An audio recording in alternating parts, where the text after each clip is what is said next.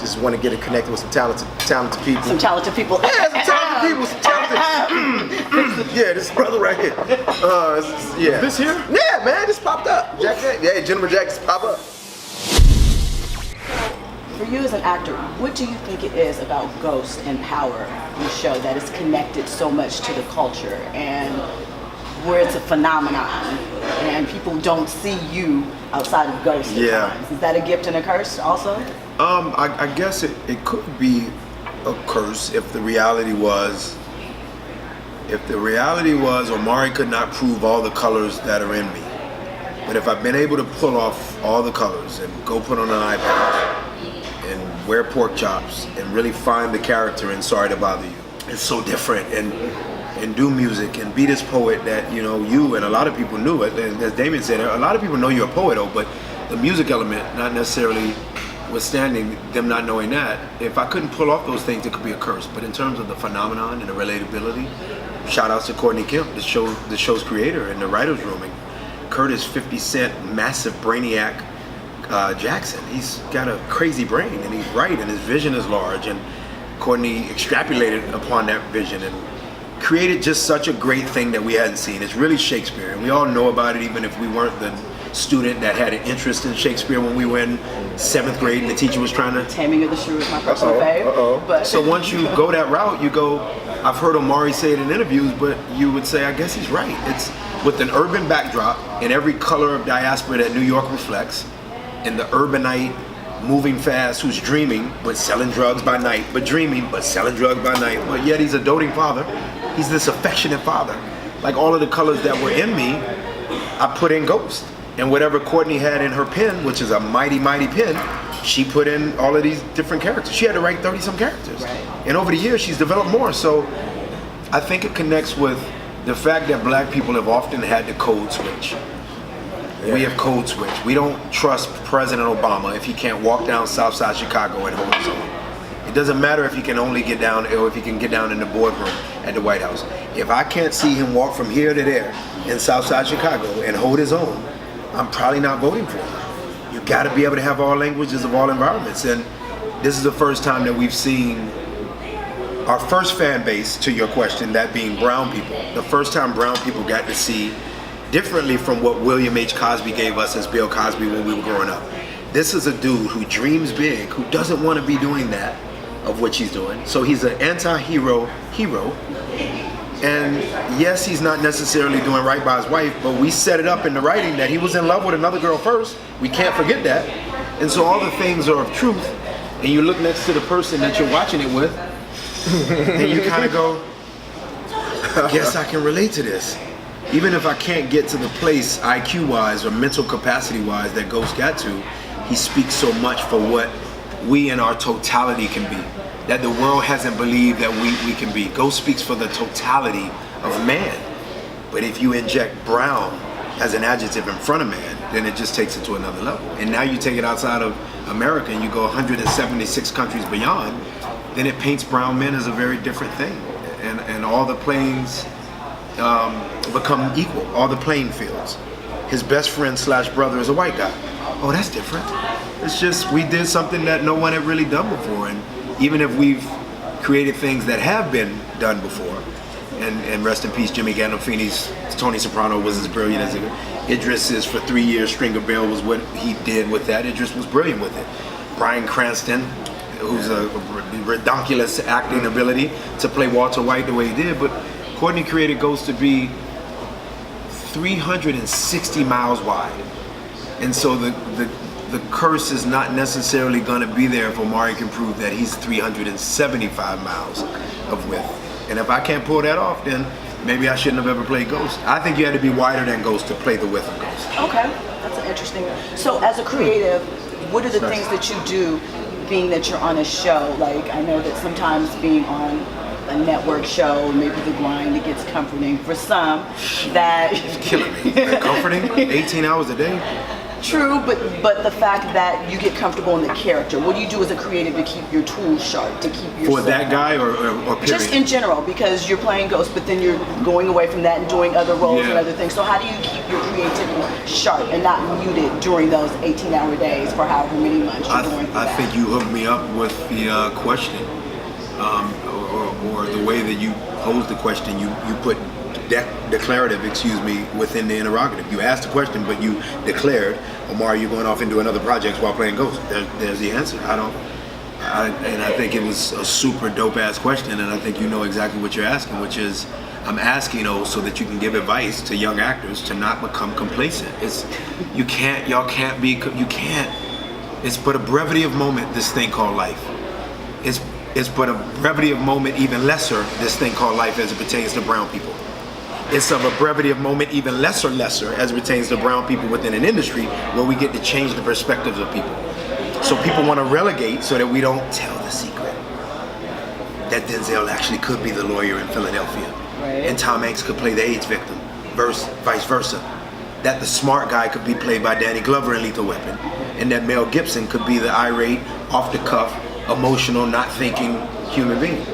Ghost can actually be played by the smart African-American male, while Joseph Shakur, as a Joseph Shakur, is equally as bright as Omari, but as a Tommy, he's not set up to be as bright as Ghost is. We get to really crack the bell upon the patriarch, and the patriarch not looking like men that look like Damien and I. The way that this world has been set up within our country to look a particular way is a macrocosm, and Hollywood is a microcosm where we can tell secrets. So the way that I stay sharp is to tell as many secrets as I can, and you can't do them only playing Ghost. You gotta play so many different colors so you can tell so many different secrets, so that a young brown boy looks at Omari one day and says, I remember when that Negro was poor. How did he get to play 30 different characters? He was living in a car, barely scraping together $30 to pay for enough food for 30 days of living. How is he playing 30 characters now? So how to do it is, if you're an actor, act. That means every single thing that they give you to act in, whether it's a homosexual AIDS patient who's married to Janet Jackson in For Color Girls, or her character, Joe in For Color Girls, or whether it's the precursor of Ghost being not only Shavu but Free, this crazy thug dude in Gridiron Gang, or whether it be a guy that barely speaks in Ava DuVernay's Middle of Nowhere with Emiyasi Coronati, or whether it's next to Nick Cage in Kick-Ass, or next to the incredible Kevin Costner, who's a dear friend in The Guardian, or whether it's really bringing this guy to life that nobody has been able to get over yet, and that being what Courtney created and what I aided her in creating in Ghost. I just feel like the movies that I've had an opportunity to play are only coming because I keep taking risks to go, I love you, Ghost, but I gotta put your ass in the trash can for 5 minutes. And I'm not taking the trash out. I'm gonna keep the trash in the house, but I'm gonna put you in the trash can for 5 minutes. And that's from March to September, and that's what I gotta do. I gotta go play somebody else. I think that's what you gotta do. If you're an actor, act. If you're a writer, write. If you're a director, direct. Damien's gotta direct. You can't stop at one film. Direct. Do you ever get concerned when you're reading the script? Maybe not for you, because I know that you'll find out in advance, but for your castmates, I might lose a dear friend this episode. I do get concerned. Was it shake your nerves a little bit? I knew that we were losing the daughter before anybody knew. I had to live with that all season. Because Courtney and I are constantly on the phone with each other, me and Curtis, so you're next to Joseph and you're not telling Joe. You're next to people that are leaving. I've been next to people that are done. It's very difficult. And you're loving on them, and you're asking them how their family are, and it's hard. Yeah, I come from sports, right? It's not fake. Sports is not fake, so the bonds are real. So you're not mad that the Warriors they're riding this rain out right now? No?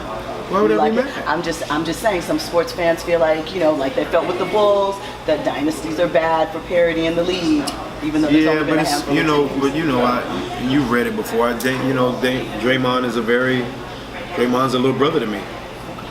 Draymond is, Kyrie is, KD is very close to me, so I teased KD when he went over there from Oklahoma. I teased him, but in reality, I root for him on another level. It's incomprehensible how much I root for these guys. So, and shout outs to LeBron. I think he did a phenomenal job with what he had this year. I think it's arguable that now he's next to Michael Jordan as the greatest. Michael, Kareem, Magic, and LeBron pretty much in there. Kobe. Sorry, Kobe. I know people forget you. I didn't forget. Tell me what reel-to-reel, a program like this, a concept like this means as creative individuals for you both. For me, Real to Real is an opportunity.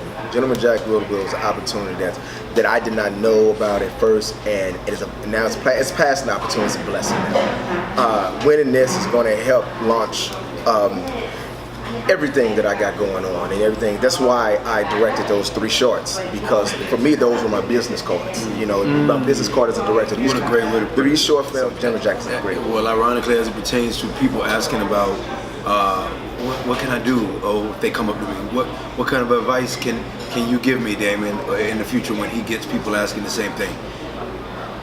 There has never been a moment where the person that you're asking hasn't been in a situation where they had one of 2 choices. They could go one direction, which would have been to ask every single question that they had inside of themselves to ask when they meet someone that they admire, or someone in a position that they want to see themselves in one day.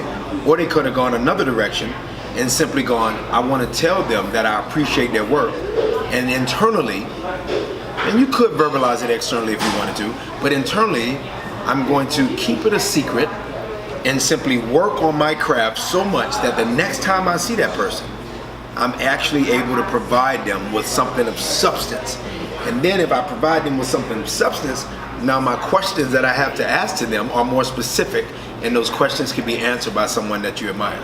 The younger generation has suffered so much, which is why I got involved in this program, from thinking that the business card is simply a business card, or that externally verbalizing, I'm gonna see you one day. And that works too, because confidence is always king, Right. or queen. But in reality, I never heard it put so eloquently as Damien said. My business cards were the product. To any young filmmaker out there who said, you know, oh, can I give you my business card? And typically if it's from Sundance to Whole Foods and I'm shopping with my family, I go, I can't take business cards. I never gave out a business card. My business card was simply my dream. So unlike Damien, I wasn't going through the door of directing first. I think God is going to bring me to it ultimately, but I think as an actor, you know, you can't just sit and do a monologue in front of somebody. As a poet, you could sit on a corner and spit a poem. As an MC, whether you're KRS-One or Big Daddy Kane or Rakim back in the day, you could do the same thing. But in terms of the actor who comes up to me wanting that, or the director who comes up to me going, I've directed these things, but show me. Damien So you would figured like out them to come up to you with their phone and say, this is my work, would you look? it's not, oh yeah, absolutely. You know how many young MCs in Venice Beach all those years I was poor, would give me that, I'm like, yeah. I did it when I was poor, and then when I had a little bit of money in the bank, I would equally listen to them, because it might be incredible. J. Cole might be giving you a CD. You can't, I mean, how many times did J. Cole try to leave some music while at St. John's on the doorstep of Jay-Z? Yeah. Constantly. But the kid is brilliant. So it somehow made it there. There's a one Marshall Mathers from Detroit, 8 Mile to be exact. He's brilliant. What if the intern who was working for Jimmy Iovine did not then take the product to Jimmy Iovine, who then took it to Andre, who's trying to figure his career out at that point. Dr. Dre's trying to figure it out. And you go, so the product of filmmaking is the same thing as listening to a CD. If I can watch your product and I can go, this is actually freaking great, then it's better than you giving someone a business card. What am I supposed to do with a business card? Am I gonna call you? That's crazy. True.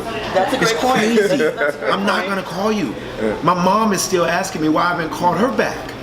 When you're dreaming, it's very difficult to be on the phone because the world around you doesn't stop in terms of, hey, I keep calling you, hey, I keep calling you, hey, I keep calling you. But you're trying to make it in a world that 2% of people make it in. And I don't mean that 2% to be people that look like us. We're point something percent of the 2%. 2%. So it's like, I love you, mama, so much. It's Monday, I'm gonna call you Thursday. She finally gets it because you're following a dream. It's a little bit different than being on a college campus and not returning her call. You got no excuse then. But it's a difficult thing to do. So to come up to people in Damien's position or even Omari's position one day was simply that. We don't really know what am I supposed to do with it. I could give you a hug. The hug goes a long way. And I can tell you, I encourage you to follow your thing. That goes equally as far. That me figuring out where that card went that you gave me one day, shuffling through all the cards I got, and calling somebody. His product is the greatest business card in the world. So for him to say that way, I say, I got to speak on that, because That's fucking brilliant. Thank This you, is brother. business card. So do you think with things like social media, where you can put your work out there and connect in that format, do you think that for creatives, social media is a viable option to push your work? I think so, absolutely. And do you mean from a standpoint of?